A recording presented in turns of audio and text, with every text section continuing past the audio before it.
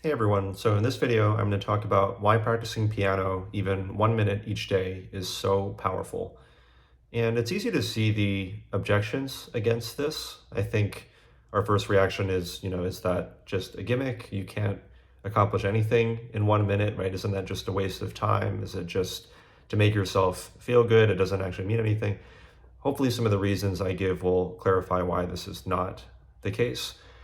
So some of you may have read perhaps Atomic Habits or Mini Habits or some kind of similar book. If so, you already know a great deal about the habit research and so on. But essentially the way that we want to go about doing this is make a task that you want to accomplish, such as playing the piano, much more approachable, right? The idea of, for instance, doing a 1 hour workout at the gym, I think a lot of people think about the effort that that requires and they just give up on the entire thing. It's an all or nothing mentality. And it's the same thing for piano playing as well too. So we think like, oh, I'm gonna have to practice an hour, I'm gonna have to practice half an hour. I've had a long day at work, or I have so many things to do. I don't think I have the mental bandwidth for this. So we need to simplify. We need to start with something much smaller, something much more approachable, because if we reduce the amount of resistance, we make the task easy, it'll be much easier to follow through. So even if I'm tired, I think I can handle 1 minute of practice. I think I can handle even just, at least touching the keys. And we want to, I'm not going to go very deep into this, but in terms of like cue, action, reward, we'd probably want the cue to be, it could be like a specific time of day, like first thing in the morning, or after some kind of predictable, for instance, like you have an existing good habit right after your workout or right after you brush your teeth, something that reliably happens each day. So we need some kind of cue or trigger. Then you'll execute the action, which is like practicing 1 minute possibly, and then you have a reward, which is, it could be having a cup of tea, it could be taking a walk afterwards, something to, of course, associate what you're doing with good feelings so that you're likely to want to do the action again the following time, right? So now, why is it worth our time to do? I mean, first of all, it's a very small amount of time and energy to invest, right? Just the 1 minute each day. But in order for a habit to be improved, you need to start it, right? In order for anything to be improved and iterated, you need to at least have a thing that is existing, even if it's something that's very small. Like in theory, it could be even smaller. It could be literally just like touching a piano key, but I use the 1 minute example just because I think that it makes a little more sense to most people. So usually it's the difficulty of starting things that's such a hassle, like deciding like, should I go to the gym or not? Should I practice today or not? Once you actually start the thing, typically it's quite a bit easier to continue. So I think on many days after you've practiced for 1 minute, you've just performed through part of the piece, you've played the beginning of the piece, you're probably going to think like, well, I've already started, I might as well keep going for another minute. I might as well play a little bit longer.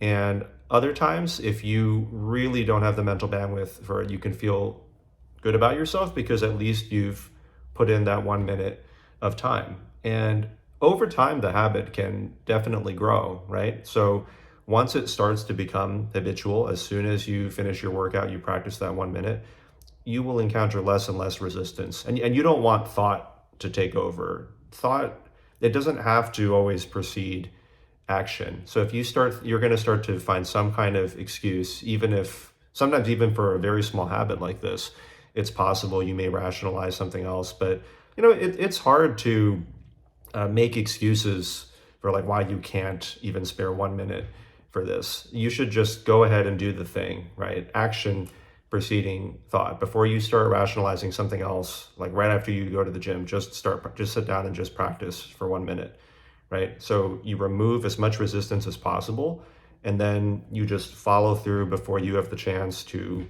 rationalize or make up some excuse for something else.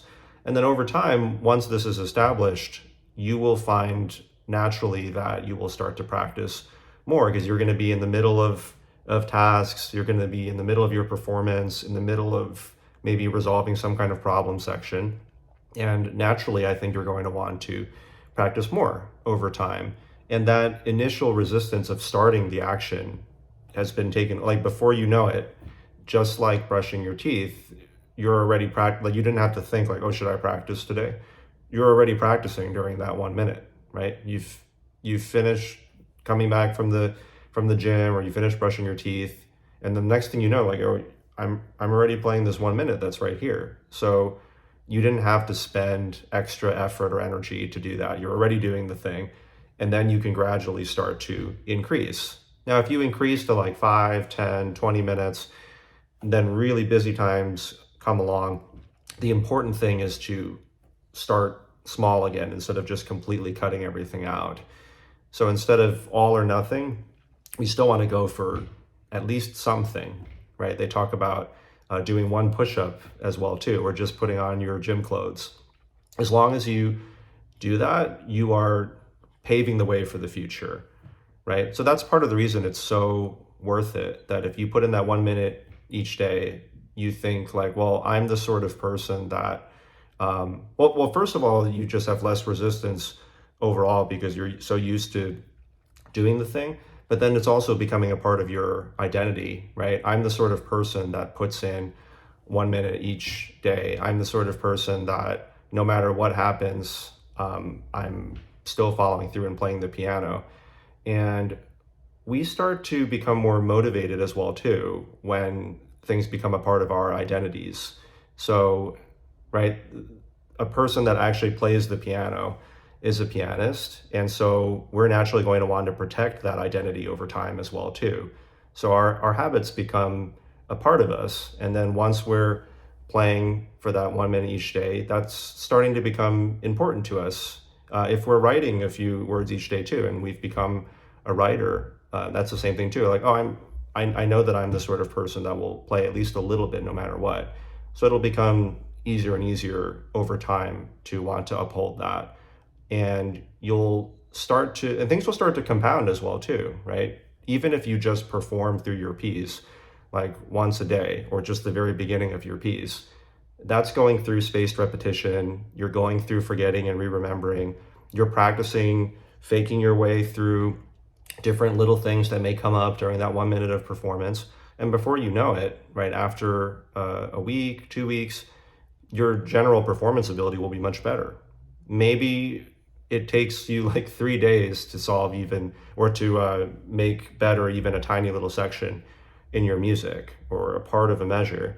But then as the days and weeks and months go by, before you know it, you have learned 2 measures, 4 measures, 8 measures, and that's going to start to create positive feedback loops as well too, because you think like, oh, I'm feeling good about making progress. I'm feeling good about the fact that I feel like a pianist. I'm feeling more motivated today actually to practice for more than that 1 minute. And then when you do that, you'll feel even more successful, and there'll be even more good feeling. And then you'll think like, well, I think I want to practice even more than this. And it will just start to create this positive snowball effect. So yeah, so essentially what the habits allow you to do is automate something that originally took a huge amount of effort, right? I mean, there's software and things that can automate many tasks, as we know, but of course, nobody but you can literally sit down and play the piano for you. So what the action of 1 minute a day allows you to do is free up that cognitive capacity. Before, you were spending effort trying to decide whether to play, and now it's just happening automatically. Now you are freed up to practice more, to pursue other things, to start to add more to the habit if you want to. And it's just going to continue to iterate and improve. So yeah, so I'm trying to really get across, don't be in an all or nothing mentality. See how valuable this 1 minute of practice is each day for building good habits for the future. Everything is investment for the future. So during the busier times, think to yourself, like, putting in this 1 minute each day, it's going to make it so much easier for me to play, more and more once the busy times die down. And then of course, when it's not busy, I think you'll find that the habit will just naturally be compounding over time, and you'll naturally be playing more and more consistently. So hope that's helpful. Let me know if you have thoughts, questions. Please like and subscribe if you found this valuable. Let others know about the channel. And if you have any questions, I am happy to answer. Let me know what I should make a video about. So, all right, thanks.